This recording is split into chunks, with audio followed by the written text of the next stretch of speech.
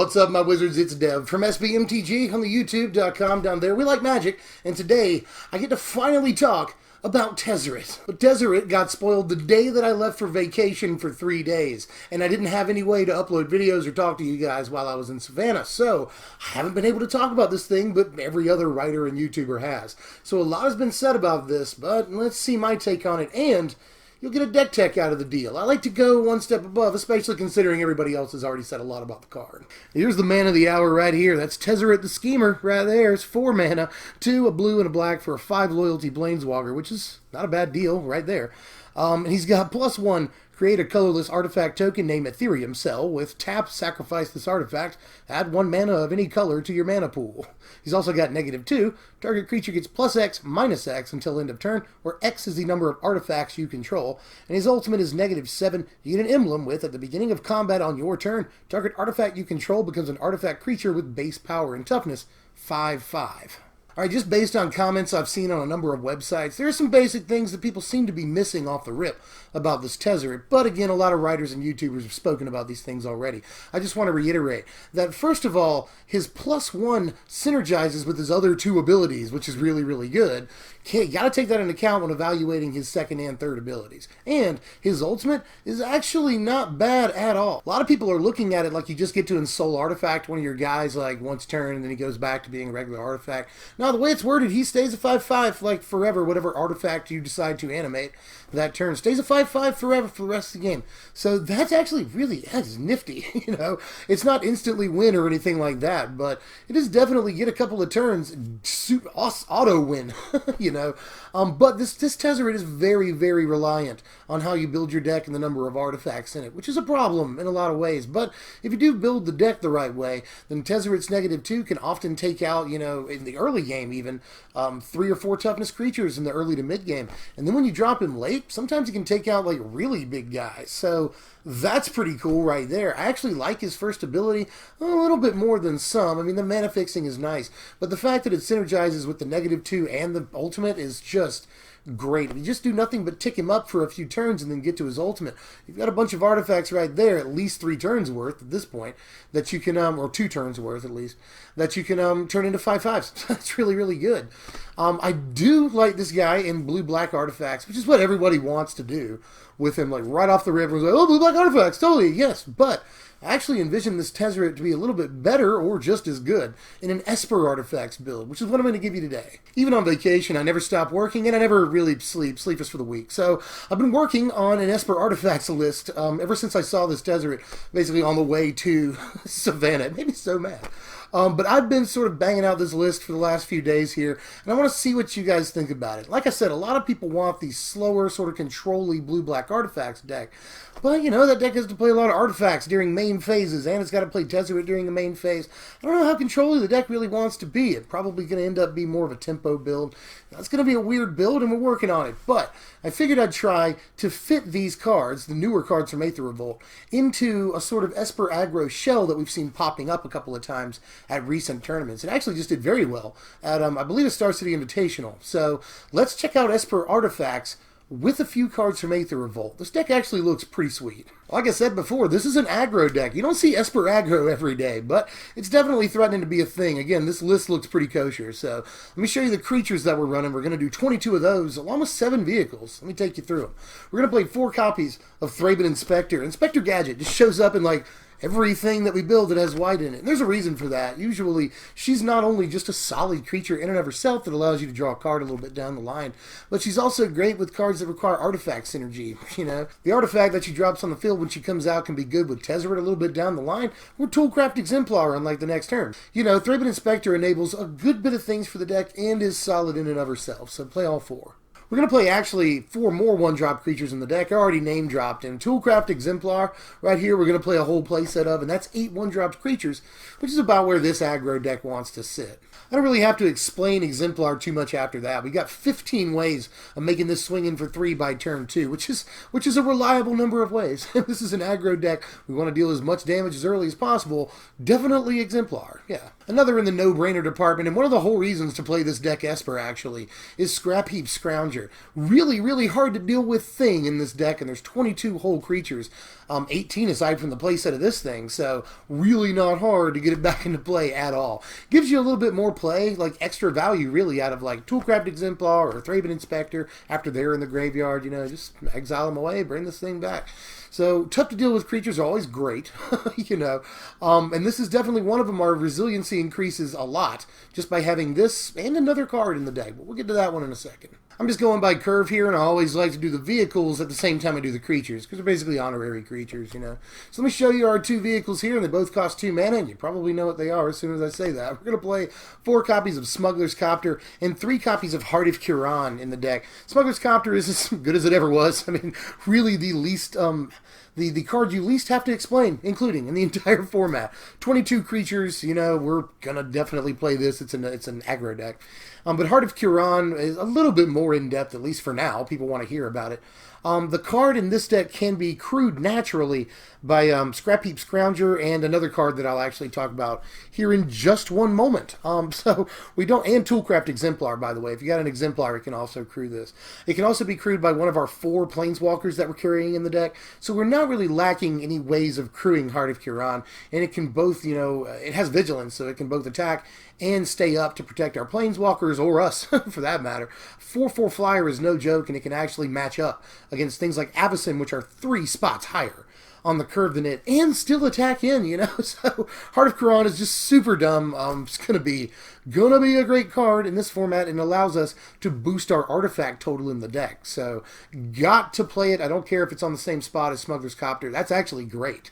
And one of the reasons that that's great is that playing 3 Heart of Kiran gives us a total of 11 things that Scrap Trawler can go get from the graveyard when it dies. We're going to play a whole playset of Scrap Trawler. The thing looks really, really good to me. Mostly the best part about the card is that it triggers when it dies. That's really good. When Scrap Trawler dies, go get Scrapheap Scrounger. Go get a Smuggler's Copter, Heart of Kiran, whatever. So, you know, if it was just when another artifact goes to the graveyard or another artifact creature dies or something, then that would be bad. But just the fact that it triggers off of itself dying is very beneficial to a deck like this. If they kill it, you're guaranteed almost, especially in the mid to late game, to get something back from your graveyard. I like Scrap Trawler so much, or at least the cut of its jib, that I'd like to include another 3 mana artifact somewhere in the deck, and I want it to be an artifact creature so that we can fit with the aggro theme. And I think there's a few things you can do here. You know, we're really just looking for a 3-cost artifact creature that allows us to go get 2 drops out of the graveyard if we have a Scrap Trawler in play, if it dies. So what I went with here was Filigree Familiar, which I'm going to play 2 copies of. But you don't have to do that. There's other things in the format. There's Pilgrim's Eye, which a lot of people are playing in different decks right now. You've seen it a lot. And then you could play like Renegade Freighter also if you wanted to do that. That's seems like a decent inclusion, but I don't want to go overboard with the vehicles in the deck. So I like Filigree Familiar. When it does die, if we have a Scrap Trawler out, not only will we draw the card from it dying, but we'll also get to return like a Smuggler's Copter or Heart of Kiran back to our hand. So that all of that seems like really good value, not to mention the 2 life when it enters the battlefield. Basically, the story here is this slot is very replaceable, and if we see something for 3 mana in Aether Revolt, be on the lookout, because it could easily replace Filigree Familiar in this slot. Also, by the way, be on the lookout for a 1 mana cost artifact creature. We could play Bomat Courier in this deck, but I really don't want to have to produce red mana to make him good. I just kind of don't. Even though he could just be on 1/1 haste, he could be like a Raging Goblin or whatever, but to really maximize value, I'd want to be able to create red mana for Bomat Courier, and I just don't know that I want to do that in this mana base. I'm stretching it already as it is, to be honest. So be on the lookout for a really playable 1-drop artifact creature, because it could also go well with Scrap Trawler and all the 2 mana artifacts that we have in the deck. Oh, and by the way, we're also going to play 4 copies of Reflector Mage in the deck, because we're capable of producing blue and white, and this is an aggro deck. It's just a crazy tempo play, and in this deck, it's got a little extra play with vehicles, you know. Play Smuggler's Copter turn 2, turn 3, play your Reflector Mage, bounce a guy, crew the Copter. Super good play, and as if Reflector Mage was already good enough, Smuggler's Copter is just a great turn, is a great play to precede this. So definitely play Reflector Mage whenever you're playing blue and white in the deck. That's a good rule. So that's all the creatures and vehicles in the deck, a total of 29. That's a respectful number for for an aggro deck, but we still have room to play some spells and planeswalkers and stuff. So I'm going to stop off before we get to the walkers and talk just about 3 copies of Stasis Snare for just a second. We need some form of removal, and I wouldn't mind playing a copy or even 2 of Declaration in Stone in the main deck, but I do have 1 copy in the board. I just think it's a little bit more important to play Stasis Snare right now. Stasis Snare can take care of Emmy. You know, she gets around the instant speed clause because it's a flash enchantment, not an instant. So really, really good. They'll still be able to take over your turn, which kind of sucks balls, but you'll still be done with their Emmy, and that's great that they won't have a giant freaking Eldrazi monster breathing down your neck. So Stasis Snare, very, very good in a pretty common situation right now, which is facing down an Emrakul on the other side of the board. So if we're going to play any removal, which I advise that we do, we should play some Stasis Snare. But we've made it to the 4 Planeswalkers in the deck, and before I talk about Tezzeret, which I definitely will, we're going to talk about the 2 copies of Gideon for just a second. Stop off for a moment. Talk about Gids. He's always good, right? I mean, he's a lot of the budget in this deck, along with Smuggler's Copter, Heart of Kiran, and pre-orders on Tezzeret for that matter. Pretty pricey deck, sorry about that, but, you know, we're looking to win here. All the time. I think this actually could be a pretty high tier deck, but again, we'll get to that in just a second. Here, let's talk about Gideon. Finally. Gideon is either, you know, a 4-mana 5/5, that's really good in an aggro deck, or he's an Anthem for all you guys, that's really good in an aggro deck, or he's a guy that just produces creatures endlessly for no loyalty cost, which is really good in aggro decks. And he produces things that can crew your creatures, you know, or your vehicles. You can crew Smuggler's Copter off of just 1/0 loyalty activation.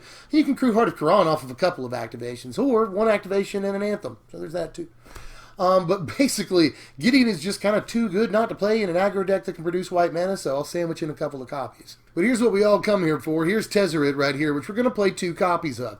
I don't know that I want to play a bunch of copies of this. I mean, in an aggro deck, he's not necessarily the absolute best 4-drop ever, but he does provide a lot of value over the long game for us if we have to do that. And this deck will get to turn 10 or 11 sometimes, you know. It's not unheard of at all for aggro decks to do that, especially these that have a few 1-drops, yes, but are more mid-range and tempo-ish oriented. This one's got a lot of resilient tricks like Scrapheap Scrounger and Scrap Trawler. So we will go relatively long in a lot of games, and having a 4-mana Planeswalker that's better as the game goes on can be really, really beneficial. Sometimes we can just drop this and protect it for a couple of turns, go ahead and get the ultimate off, and then everything changes. We can break stalemates like that. And it's really hard to deal with because it's an emblem, you know. Even if they kill Tezzeret somehow, still got the emblem for the rest of the game. So that could be really, really powerful, and it doesn't take too long to get to his ultimate, and we've got plenty of protection in the deck for him. Another good plan with Tezzeret, and one of the dream sequences in the deck, especially against other aggro builds, is to go turn 1 Inspector, turn 2 any 2-drop, turn 3 either a Filigree Familiar or ideally a Scrap Trawler, and then turn 4 Tezzeret, taking out a creature with 3 toughness. That's a pretty good turn sequence right there. Or you just go ahead and +1 and start getting ready to ultimate him because you've got a lot of protection for him. So overall, Tezzeret isn't the ideal turn 4 play for the deck in a lot of ways, but he is the ideal like turn 6 or 7 play a lot of the time, because especially later on in the game, you drop this guy like turn 8, then he can change the whole face of the game. Go ahead and -2 and get rid of a big creature on their side of the board by then, you know, 5-6 toughness creature a lot of the time. And then just go ahead and start ticking him up turn by turn until you get to his ultimate, which does provide a good bit of inevitability, especially considering getting to his ultimate again provides 2 artifacts for you, so that's good.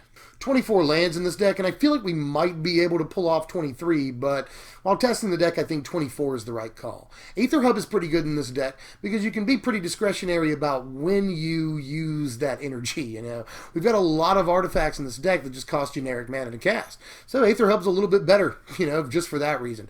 But we are still playing 3 colors, so the ability to produce colored mana one time can be pivotal. So other than that, the whole mana base is just a conglomeration of the best, you know, blue, black, and white lands in the format. Not super hard to build, but can be tough to balance. Here's your sideboard right here, and it's pretty cut and dried as far as I'm concerned. I think for Ceremonoius Rejection is widely considered the best option in blue sideboards right now, and you play the whole 4, because it can not only take out things like Smuggler's Copter, Aetherworks Marvel, which is a huge card in the format right now, just as big as Copter, if not bigger at this point in time, and also Emrakul, which is also one of the biggest cards in the format. So literally the top 3 cards in the format for a lot of people you can take out with Ceremonoius Rejection, not to mention Fragmentize, which can take out 2 out of 3 of those top 3 cards in the format, so I'm also playing it.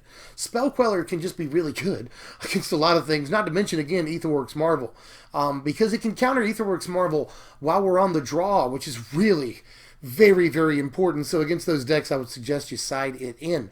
Also, Stasis Snare can go in against Emrakul. Another copy of that's always good. Dispel does a lot of things right now, but it's mostly our copy of Blossoming Defense and a way to take care of things like, you know, Appetite for the Unnatural or Natural State after board. So, yes.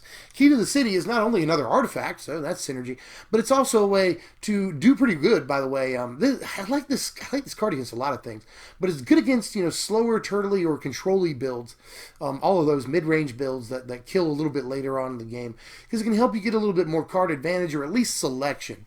And again, in this deck, it's an artifact, so that's extra synergy. And then 1 Declaration in Stone, just because I want another piece of removal, especially one that's a little bit lower on the curve. And here are your power rankings right here. A final score of 68, because the way I'm seeing it, this deck looks very, very powerful. It plays a lot of very good pieces we see a lot of play already in this format, plus a bunch of new cards that I think may be good, especially Heart of Kiran. If I had to pick an all-star out of the 3 Aether Revolt cards that are in the deck, it would definitely be that. Heart of Kiran is really stupid.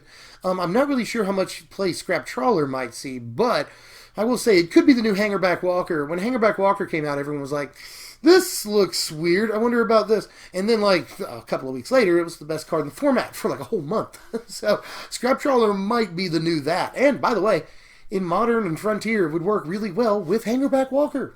So keep that in mind. Scrap Trawler looks really good, but time will tell if it's good enough. But the rest of the deck is a lot of powerful cards. Not to mention the Gideons, the Toolcraft Exemplars, even the Thraben Inspectors. Stasis Snare is very powerful right now. Reflector Mage, Smuggler's Copter, just really, really good deck as far as all the individual pieces. And they synergize very well with the artifact theme.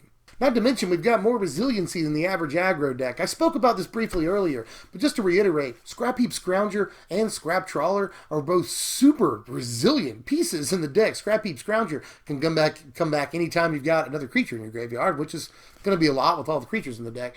And Scrap Trawler can bring back, when it dies, any of our 2-drops. That's really good. Not only that, but we've got some defensive options in the deck too. Reflector Mage is a good defensive card. Even Heart of Kiran plays defense pretty well. And we've got Tezzeret in the deck. That kills things. Stasis Snare kills stuff. Declaration in Stone could go in the main deck, but at least it's in the board. That also kills stuff. So our defensive options are not few and far between. We've actually got some pretty solid ones. And all that leads to what appears to be a pretty solid deck, which I would like to do a little bit more testing with. And again, look out for cards as they come out from Aether Revolt, because Filigree Familiar or Pilgrim's Eye, whatever you decide to play, Renegade Freighter, could easily be replaced by a very good 3-drop if we happen to see one out of Aether Revolt. The same thing goes with a 1-drop. Again, be on the lookout for a stellar, standout 1-drop artifact creature, because if we get one, this deck could be really, really good. Scrap Trawler seems pretty nice if you can get something back when the 2-drops die, which we currently can't do. But with all that hype comes a price tag, and this is the problem. We're north of $200 from what I can tell here. It looks like as much as $225 or $235. To be honest, which is a pretty high price tag, but again, I'm trying to build the most competitive deck I can build. And this one looks like it could have a chance. An Esper Aggro deck has already been making a couple of waves here and there. I've seen it pop up, and it's not dissimilar to this, although this does have a lot of stuff from Aether Revolt. So if the deck shifts into this once Revolt comes out, we might see it actually be real. Or maybe not. I don't know. I'm not calling this one at all. But this is a awful high volume, sort of a critical mass of very powerful cards that synergize well with one another. So be on the lookout. Proxy this thing up. Play it for yourself and let me know what you think down there in the sideboard, aka comment section. And with that, I'm tapped out. All I got for now. What are we doing next time? Well, either tomorrow or perhaps on Christmas Eve, I will release the Christmas video. It's the $100 Deploy the Gatewatch Planeswalker Super Friends deck. And I've got it ready to go and ready to record, so it won't be long and I'll have that gap out to you guys before Christmas. I promise. It's going to be a Christmas miracle. Aside from that, got a few other things up my sleeve and Aether Revolt spoilers. I still haven't talked about Oath of Ajani. It's okay. It's all right. That's really all I got to say about it. Because, again, everyone's already talked about Oath of Ajani to a great extent. I am on the fence. Let me just say that. I'm on the fence. Make your argument for Oath of Ajani, for or against. in the comments section, because I'm not 100% sold, but I do think the card looks pretty good. If that makes any sense. I think the card looks good. Is good as a different thing. So make your arguments for or against in the comments. And with that, I'll see you guys later. Like the content if you like the content. That helps me out a lot. You can also share, subscribe if you're new, and hit the bell once you do subscribe to make sure you know when I put out new videos. And I will see you guys next time. I'm Deb from SBMTG. Thanks for watching, my wizards.